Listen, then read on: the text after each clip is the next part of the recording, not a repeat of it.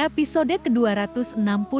Saat masih berada di puncak kejayaannya, Jagal bukanlah sosok kasar seperti sekarang. Ia adalah pendekar yang angkuh, nyaris tak terkalahkan, berwawasan luas, serta memiliki bakat sastra yang luar biasa.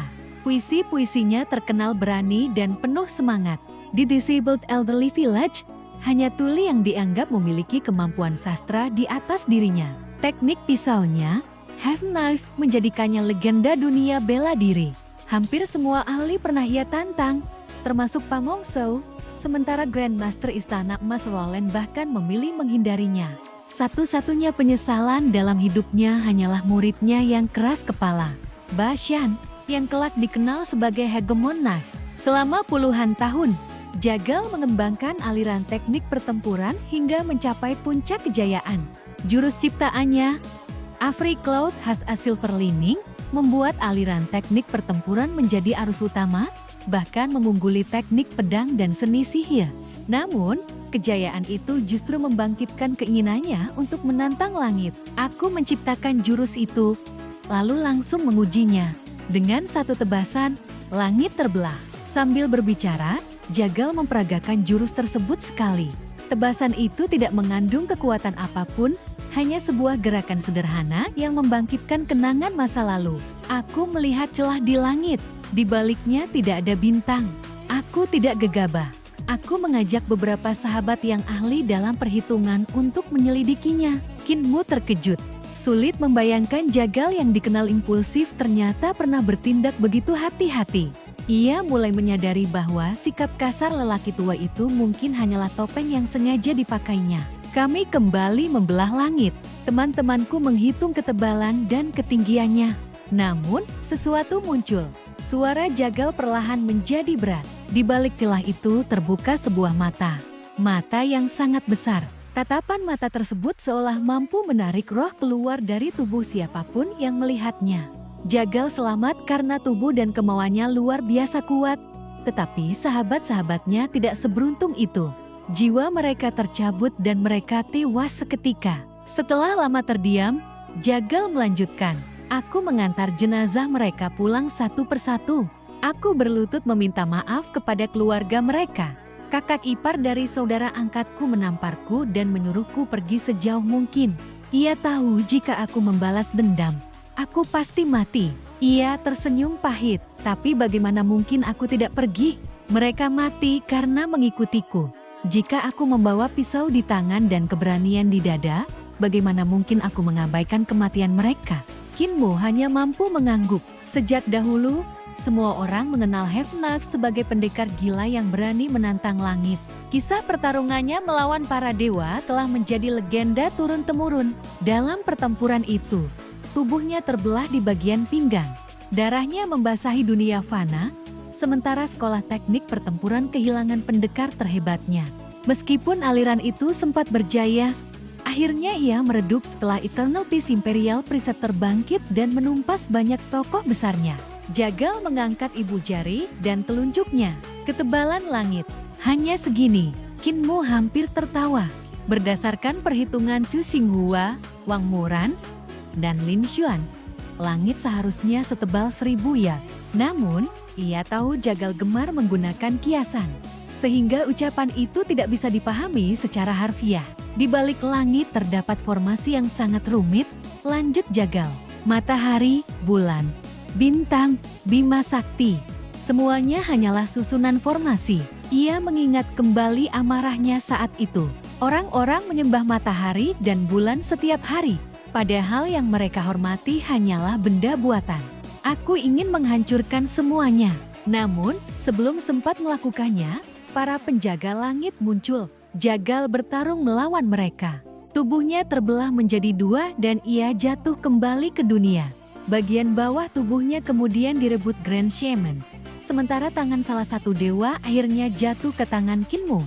Aku tidak pernah menemukan pemilik mata itu, kata Jagal lirih. Aku gagal membalas kematian teman-temanku. Tatapannya menjadi kosong. Aku tak punya keberanian menemui keluarga mereka. Tak sanggup membiarkan muridku melihat gurunya menjadi cacat. Biarlah dunia mengingat Half Knife yang gugur dalam pertempuran. bukan Have-Knife yang hidup sebagai orang lumpuh. Ya, menghela nafas panjang. Aku merangkak menembus hujan dan salju hingga tiba di Great Ruins. Blindlah yang menemukanku dan membawaku ke Disabled Elderly Village. Wajahnya kembali muram. Tahun lalu aku kembali menemui kakak iparku. Ia sudah sangat tua dan tak lagi mengenaliku. Menjelang ajalnya, ia terus berkata bahwa ia seharusnya tidak mengusir adik keduanya saat itu. Air mata mengalir di pipi Jagal. Aku menemaninya hingga akhir hidupnya. Ia terus merasa bersalah, tanpa pernah tahu bahwa orang yang ia maksud berada tepat di sampingnya. Kinmu tetap diam. Tidak ada kata-kata yang mampu menghibur lelaki tua itu. Beberapa saat kemudian Jagal kembali berbicara. Langit itu seperti sebuah lukisan raksasa. Matahari, bulan, dan bintang memang nyata, tetapi semuanya ditempatkan di dalam sebuah formasi yang menutupi langit sebenarnya. Kinmu tercengang. Jadi seluruh fenomena langit hanyalah sebuah formasi. Seekor banteng hitam tiba-tiba mengamuk di dekat mereka. Ternyata tuli masih bersembunyi di dalam kulit sapi. Dengan santai, Jagal menguliti kulit tersebut menggunakan pig slaughtering knife hingga tuli keluar sambil menggerutu. Jagal melanjutkan penjelasannya. Langit memang menyerupai lukisan, tetapi jauh lebih rumit daripada karya siapapun. Lukisan itu telah menjaga matahari, bulan, dan bintang selama puluhan ribu tahun. Ia yakin para dewa yang ditemuinya hanyalah penjaga formasi astronomi, bukan dewa sejati. Namun, pemilik mata raksasa itu jelas berasal dari tempat lain. Makhluk tersebut baru menyadari keberadaan Jagal ketika ia menyelidiki formasi langit. Penjelasan itu membuat Kinmu semakin bingung. Sebuah lukisan yang menutupi seluruh dunia, lengkap dengan matahari, bulan, dan bintang yang beroperasi sendiri. Terasa mustahil dibuat oleh manusia. Aku gagal menembus langit yang sebenarnya, ujar Jagal. Aku hanya berhasil merobek lukisan itu. Setelah kembali, pikiranku menjadi kacau. Sejak saat itu, aku sering kehilangan kendali. Kinmu memahami bahwa luka para penghuni Disabled Elderly Village bukan hanya berada pada tubuh mereka, tetapi juga jauh di dalam hati. Aku masih mengingat semua formasi yang kulihat, kata Jagal. Beri aku beberapa hari, aku akan menggambarnya untukmu. Kinmu kembali terkejut. Sulit dipercaya bahwa lelaki bertubuh kekar dan berwajah garang itu ternyata juga seorang pelukis berbakat. Tuli sama sekali tidak merasa heran. Di desa ini, Blindlah yang paling kurang berbakat dalam sastra.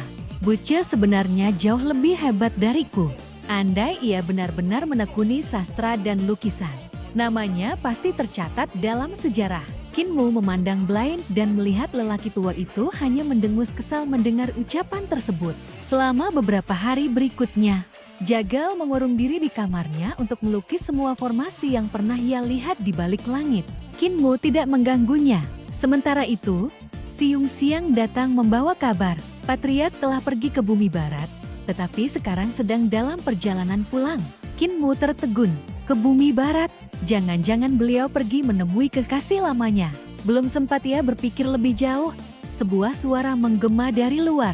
Eternal Peace Imperial Preceptor memohon audiensi dengan Human Emperor. Kinmu segera menoleh sambil tertawa. Raja Surgawi, tidak perlu begitu resmi. Katakan saja kau datang menemui pemimpin kultus. Memanggilku Human Emperor membuat suasananya terlalu kaku. Siung Siang memandangnya penuh kekaguman. Menurutnya, ketebalan wajah pemimpin kultusnya memang benar-benar sulit ditandingi.